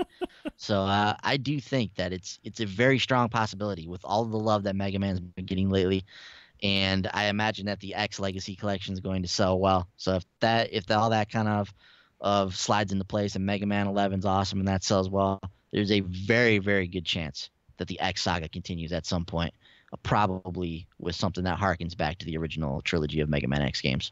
Hey, whatever is going to continue Mega Mondays, I'm fully in support of it. So if we get another Mega Man game to put in the backlog so Mega Mondays continues, it has my approval. Another thing I'm curious about is, would they make another Mega Man Legacy Collection with all of the weird offshoot games in the Mega Man series? So things like the Mega Man games that were on Game Boy, or the Mega Man Battle Network games, the Mega Man games that were on Game Boy Advance, like Mega Man and Base. Like would they look at bringing that kind of stuff out as well? I don't know. We'll see. I hope so for your sake. I can tell you're cool. excited. I can tell you're excited. Probably not wearing pants. Probably not. Gross. All right, moving along. We got some Battle Royale news. And one question came up this week. Could EA be making a standalone Battle Royale shooter? During its investors call for Q1 fiscal year 2019, Electronic Arts talked about the possibility of making a free-to-play Battle Royale game of its own. The topic came about when Electronic Arts CEO and CFO Blake Jorgensen was asked if Battlefield 5's Battle Royale mode, dubbed Battlefield Royale, might be clever play on words there, might be spun off into a separate free-to-play product. Jorgensen shot down the idea, saying Battlefield Royale was no different than any other mode in Battlefield 5.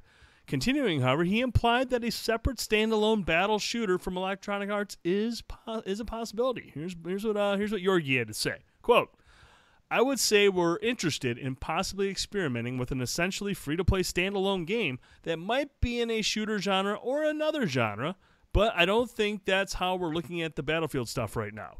But you'll see more to come on that in the coming months and years. Just for a minute on that, Brent. How absurd is this quote from Jorgi? So he uses, I would say we're interested in possibly experimenting with an essentially free-to-play standalone game that might be in a shooter genre or another genre, but I don't think that's how we're looking at the Battlefield stuff right now. Could that be any more like vague and just wishy-washy? Oh man, Jorgi, he knows how to spin stuff, man. He knows what he's doing. Seriously, Jorgi, you got to come with better stuff than that, dude. CEO Andrew Wilson got in on the conversation too, and he called developer DICE one of the publisher's most innovative studios and said it's working on other new modes as well. Quote, we're continuing to build and look to deliver innovative multiplayer components to Battlefield 5. And as we come into October, we'll be talking more about this, but you should expect that we'll be delivering a full-featured game that features all the traditional components of a Battlefield game, in addition to new modalities. Is that modalities? That's a big word. Modalities. It's a big one. I'm writing that one down to impress the wife. I'm proud of you though. Thanks, Proud of man. you for sounding it out and getting all the syllables and all that stuff. Good job, dude. Appreciate that. In addition to the new modalities of play, including Battle Royale, and delivered in a way that we believe we want to play, which is not just what you get at launch, but in the context of a live service over time. End quote. Boys, what do you make all this? Are they going to make a separate game, or are they just focused on Battlefield 5 right now? Well, when they're looking at Fortnite and they see that Epic is worth $5 to $8 billion right now. I think that's the last valuation. It's pretty much based off of Fortnite. Obviously, they have the Unreal Engine and other things that they do, but this is primarily on the back of Fortnite. And they look at the fact that the Battle Royale genre could be worth $20 billion. Wow. $20 billion in that genre alone next year in 2019. So they look at those numbers. I don't think there's any question that at some point EA tries to throw their hat into the free-to-play Battle Royale space. Now, the question is, when they get around to that, like, how many of these games are going to be in that space already? How oversaturated are we going to be at this point? We're starting to see them crop up more and more and more as Fortnite continues to get more and more popular. Other people are trying to step their foot into the space. So when EA gets there, is it too little too late? Like, should they just stick to doing what they're going to do with Battlefield? Obviously, they have the Battlefield name, but I know they didn't say, like Yorgi talked about, they didn't want to spin Battlefield Royale off into its own game. But if they're going to hop into a crowded free-to-play space, what better way to do it than to attach the Battlefield name to it? So I don't think there's any question, dude, that EA tries to find some way to get into this free-to-play space at some point. Cooper says PUBG better step up its game if these big guys get in the mix. I think they all need to. I mean, with the Battlefields, the Call of Duties, and I know everyone's got different opinions of Call of Duty, but the thing is, a lot of these people still buy the damn game. But the one thing though, that at least one of the things that's made Fortnite so popular is it's free. Yeah, it is a free game you can download and play, and it runs great. It plays great. Every single person in the universe is playing it right now because it's free and accessible. People just hop right into it. So PUBG, you got to pay for. And to some, it's not an experience that's as polished as Fortnite. Obviously, you're gonna have to pay for Call of Duty and Battlefield, but Fortnite's still sitting there free to play. And I think that's what a lot of these guys are going to look at doing, is trying to figure out a way to get their foot into the free to play space, figure out a way to stand out. And EA obviously has the budget and the marketing and the wherewithal to do something like that. See, the only problem the only thing going against Fortnite is that it sucks. Actually, it's more of a me problem. I just suck at it. I can't get into it, dude. I can't get into it. I tried so many times. I don't want to build anything. I just want to shoot people in the face. You don't have to build stuff. I mean, just go play. Yeah, if you want to finish in the top 50, you have to start building stuff. But but that's why I play games like PUBG and H1Z1, which hits its official release on August 7th on PlayStation 4. H1Z1 Battle Royale is leaving open beta. With the launch, there'll be a season pass. There's going to be a new weapons and a new vehicle. There's going to be all sorts of stuff. There's going to be 2 bundles you can purchase. There's the Kung Fu inspired Viper starter bundle, Viper Strike maybe, for $4.99, or the Hardline Deluxe bundle for $34.99. So. H1Z1, we have no idea what's included in either one of those because they didn't tell us. They didn't tell us anything. All I know is one is $30 more, so there better be some good stuff in there. But I've played H1Z1 and I've played PUBG. I find those both more appealing than Fortnite. Obviously, H1Z1 was pretty ugly when it came out, but it ran good and I had no issues with it. Very, very good. 60 frames. Just smooth as hell. Yeah, it wasn't a pretty looking game, but I mean, at the same time, I don't think too many of these Battle Royale games are known for their graphic fidelity. So it's that's another thing. Not to go off on a tangent here, but that's one of the brilliant things that Fortnite has done. It's taken this cartoony, like caricature art style, and they realize that when they're making a game with this huge map and 100 people on it at the same time, you can't go for like ultra realism in that kind of game, especially if you want to just put out as a free battle royale version. So they went ahead and did this caricature, and it may have just, now that I'm thinking about it may have just been kind of a perfect storm for them. Like, I don't even know if they originally envisioned Fortnite as a battle royale game. Like, they could very well have just envisioned it as that single player versus the zombies thing or Save whatever. the world or whatever it's called. Save the world mode it is. And then as they saw, PUBG and some of these other games come into the spotlight, maybe they thought, hey, that's something we can do. And maybe it's just good fortune. But for whatever the case may be, the fact that they have this kind of cartoony art style and they're able to harness that into a game that performs very well, then it's been kind of a blessing for them. But yeah, I digress. If you haven't checked out H1Z1 though, check it out. It's a very good battle royale game. I've enjoyed what I played. I won one when I was playing in I think it was a group of 4 of us, just randoms. I mean, 4 dudes, and these 3 guys were nuts. I mean, they were hilarious to play with, and we ended up winning. And I was like, oh, okay, that's pretty cool. So I've got a chicken dinner. I've got the winner in H1Z1. I have yet to finish anywhere near the top 20 in Fortnite. So yeah, that game sucks. Not me, but the game. Optic Ghost. Oh, sorry. Go ahead.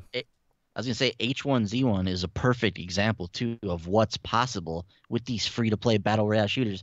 This thing's only been out for a couple of months. Came out as a free-to-play beta or early access game, whatever you want to call it. Game's over 10 million players right now. Yeah, that's over 10 million players in a matter of months. And this is not PUBG. It's not Fortnite. This is not one of the big 2 right now, so to speak. Mm-hmm. And I know it's got, it's been around for a while on the PC, but it just shows you, man, if you hop into the space and you have a game that's appealing and it performs well, then the people are liable to eat this up. Yeah, absolutely. Optics in the chat, and him and Super are talking about it, but Optics said, I remember hearing a studio promising a battle royale game with 1,000 players. Oh, man. Jeez. Coop says that would take too long. Optics says, I know. I don't think it would work as well as they expect it. And then Cooper says it'd be chaos, but getting a win would be huge. Yes, it would. If you can get the chicken dinner of chicken dinners out of 1,000 people, you're badass. But yeah, 1,000 people, that'd be a lot. That'd be a long battle. I mean, obviously it'd still go quickly as you're closing the area around you, but that would just be straight chaos. You'd need a bigger map because if it's the same size map now, you would just be landing on everybody. It would just be death upon arrival. I was gonna say, instead of looking for a weapon, maybe you drop into the map and look for the launch nukes button. You just drop a nuke on the other 500 people that are on the map. Yeah, that'd be a little bit crazy, but it'd be kind of cool. Optics says, I think Brent would breeze his way through 999 players. Yeah, if they were all bots set on easy, I would just destroy them. All right. Sounds right to me. And to close out the trifecta of BR news, Realm Royale is headed to console next week. It'll be on PlayStation 4 and Xbox One in the form of a closed beta. So closed beta next week. You can head over to the website. I don't have the link in the chat or anywhere, so I'm a terrible person. But you can sign up for the beta, and it'll be available again on PlayStation 4 and Xbox One next week. So Realm Royale. I have not played this one. I haven't watched a single video of it, but I know there's a lot of people talking about it. It did much better than what was Cliffy B's? Man, what was it called? It started with an R, didn't it? It was dead. And then Calling 2 came and gone. But this one, actually, Realm Royale has a decent following. At least it did at the start. I know there was a lot of chatter about this one, but it looks like it takes place. It looks like there's some medieval themes to it. Yeah, it's a fantasy setting. Oh, yeah, fantasy setting. Okay. So, I wouldn't mind checking this one out, giving it a look-see. Doesn't sound like there's too much building in it, so that's always a plus. There's no building in this one. They made a point of that. See? This is from High Res Studios, too. So these are the guys that did, Smite. So they have a Paladins, I think they did as well. So they have a development history. They have a decent-sized fan base, and there have been some people talking about Realm Royale on PC, so this one could be a contender on this space, especially if it's. I believe this is a free-to-play one as well, right? That you can just hop into. Not 100% sure on that, but I believe this could potentially be a free-to-play one. And I think it's got some. They were talking about some hero shooter elements in it as well. So kind of mixes in some of the things that they did with Paladins or what we might see in Overwatch or something like that, and brings that over to the battle royale space. So it sounds like they're trying to do some unique things with Realm Royale, and I'd definitely be interested in checking this out. I went on and signed up for the beta, so see if we get in. If we do, we should probably look at streaming this or something next week and see what this thing's all about. I'd be down for that. Optic Ghost says Mavericks Proving Grounds is what it's called. I'm assuming he's referring to the 1,000-player battle royale. Mavericks Proving Grounds. That just sounds like a PUBG like ripoff. It's not Battlegrounds. It's the Proving Grounds. Grounds. Ooh, Yeah. I gotta prove myself. Cool title, bro. Yeah. Radical Heights. That's the other Radical one. Heights. And it just had an update. What, to shut it off? I don't know, or to remove Cliffy and everyone else's name from it. I don't know. I don't know what the update does. So, Update to just take the game off the store. All right. let's move on to the last story we're going to talk about tonight. Boys, we saw this game quite a while ago, and we haven't seen anything since. And Frankie and I were seriously just talking about this. Like, man, whatever happened to Boundless? We haven't seen a thing. I mean, when we're like, man, it was super ambitious. I don't know if it maybe didn't make it out of development, because this is the game where there's like portals on each world that take you to other worlds, and there's a lot of there was a lot when we first saw this trailer. Like, wow, this is ambitious. There's a lot of depth. There's an economy to this game. It looked really, really cool. But that was like 2 or 3 years ago, and we're like, we haven't seen a thing. Well, it's coming out on Tuesday, September 11th. Just like that. Boundless is on PlayStation 4. On Tuesday, September 11th, boys. It's awesome that Boundless is back, and like you said, this was an ambitious looking title. That it looks like it could potentially be really, really cool. But dude, this is a terrible release date. Really bad. How is this game going to catch fire on Tuesday, September 11th? No. I mean, Destiny comes out on Tuesday, Spider-Man comes out on Friday, and then Tuesday, this thing slips in. Tomb Raider's out that same week, and I'm sure there's going to be a bunch of stuff coming out that Tuesday as well. This is a bad spot for Boundless in the midst of a very, very busy fall. Mm-hmm. If this is a game that would have needed to be out, I think, during this rush of independent titles in August. And, maybe this game is amazing and there's word of mouth and people pick this up as kind of a palate cleanser to some of the AAA titles that we're playing. And, maybe something like that kind of works out for these guys.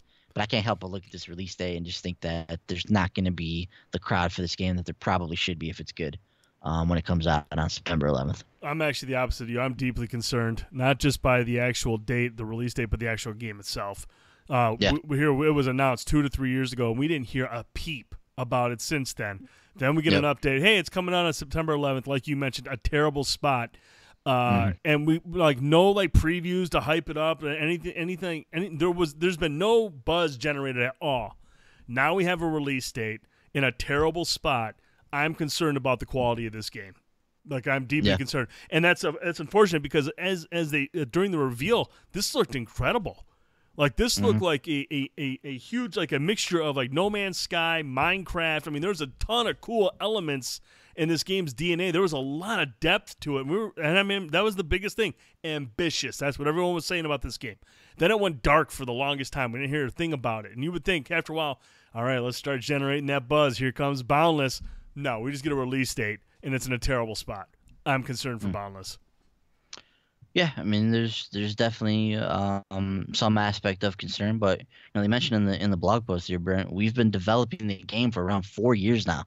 And during testing endlessly, we've seen an amazing community established around it.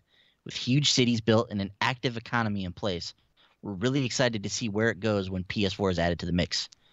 So is this an early access on PC? Is that what I'm gathering from this? Dude, if it is, I don't even know about it because they didn't tell anybody. Yeah. Of course, ahead of launch, we'll be resetting the universe so that all players start from the beginning, and we can't wait to see the worlds you all create together. See you in September, everyone. So, Brent, this is a game that could potentially find a niche audience, find a cult crowd, something like obviously not to this level, but like EVE Online, just one of these games where this community just develops around it, and they run this economy and all that kind of stuff, the crazy stuff that you read about in that game. So, Boundless could potentially be a game if it's strong enough to develop a community around it. But yeah, I just don't see it right now with that release date, man. That's a really, really tough spot to be in, and I really hope it's good. And it's going to have to be if it's going to pull people off of Forsaken or pull them away from Spider-Man or persuade them not to pick up Tomb Raider. That's a tall order, dude. That's a real bad spot to be in. Yeah, I mean, sandwich between Spider-Man and Tomb Raider. That's rough. You got to be Game of the Year material to come out of that alive. So and this seems like it's going to be a very complex game. They talk about the in-game economy, and this seems like something that would benefit from an in-depth preview or some type of buzz or build up to it. And I just don't know that we're going to get it this month. Yeah.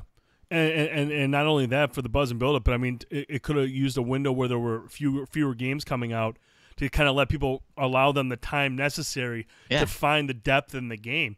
I mean, how do you even describe this game? I mean, I guess you just tried to. There's a lot working against Boundless, and I don't know. I hope it's good, because there was a lot of hype when they first revealed it. I was really excited for that game, but this just I got red flags in my eyes when I look at this right now. So yeah, no doubt. But that is going to do it for this week's show, Mr. Boyce. A great show, a lot of good stuff to talk about. The chat was busy. Optic, Super, JD was in there, Jacob was in there, Jamie was in there. A lot of good people in here talking games with us. We really appreciate you guys stopping by and hanging out with us on a Saturday night. Always a good time hanging out with you talking video games. Another reminder, once again, no podcast next week, but we will have a Tower Talk, and we also will have Dead Cells at some point next week. And stay tuned to us on Twitter at The Short Pause. We'll release, we'll post a time and a link of when Dead Cells will be live at some point next weekend or maybe Monday, but we'll let you know.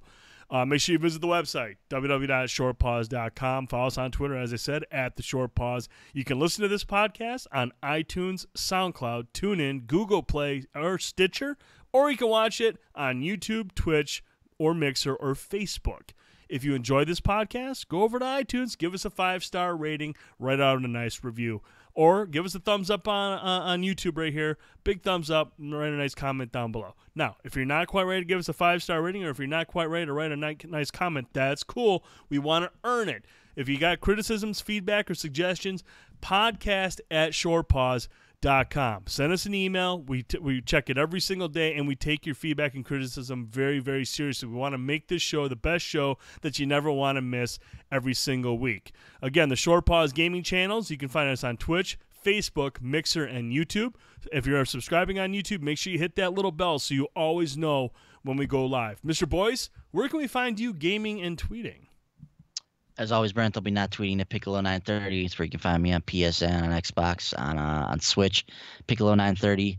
And then make sure you come back Tuesday night, 10 p.m. Eastern, right here on the channel, and watch us play some Chasm. Can't wait to see that game, dude. I'm really excited for Chasm. That's going to be awesome. You can find me on Twitter at TheDude1979, Xbox Live, TheRealDude79, PlayStation Network, and Nintendo Switch, TheDude79. Look for me to possibly stream Thursday night after Tower Talk. We'll do a Tower Talk on Thursday, or possibly before, depending on what time we decide to go live, for a little bit of The Road to Valhalla, a game that looks like it could be rage-inducing. So if you want to see me break a controller, or maybe even more, tune in for that. I know you do. I know you would enjoy that, and you wouldn't let me live it down ever. So make sure you follow us again. We'll be all right here on YouTube, is where you can watch the Tuesday Night Indie Spotlights and all our other great streams. So for Mr. Boyce, I'm Brent Felsing. Thanks again for watching and listening to the Short Pause Gaming Podcast. We'll talk to you in 2 weeks. Good night, everybody. See you guys.